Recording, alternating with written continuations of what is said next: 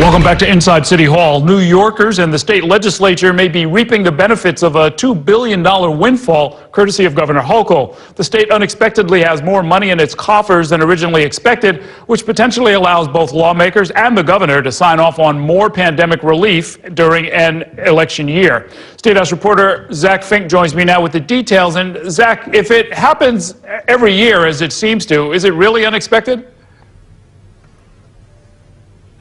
Well, the windfall certainly is, Errol. You know, big budgets in states like New York and the Northeast, most of the budget is predetermined. It's a lot of spending on healthcare and education. There's not much they can do with that. But what lawmakers are always fighting over are those discretionary funds, and this year there's a lot more than usual.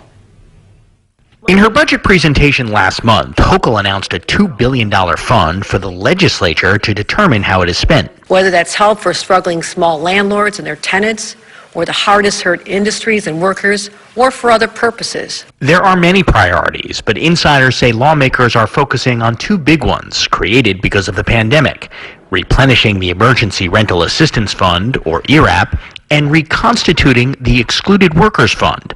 Both were considered highly successful, but both also quickly ran out of money.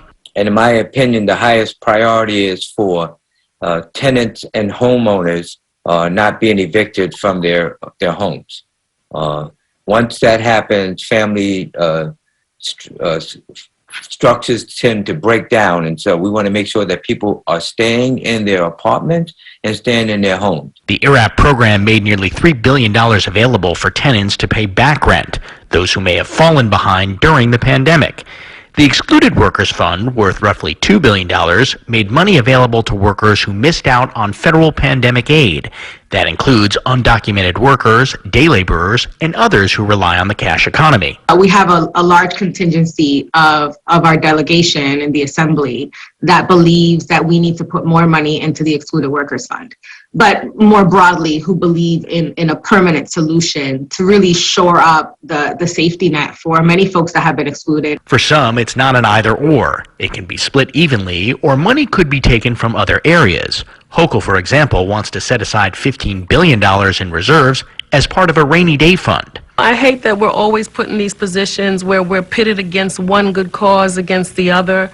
I think we can do both. And I think the state needs to find the money, and we have to make sure that we do get it from the federal government. Both are important. As the legislature continues to comb through Hochul's $216 billion state budget, key decisions about what to spend and where will need to be made soon. The budget is due at the end of next month.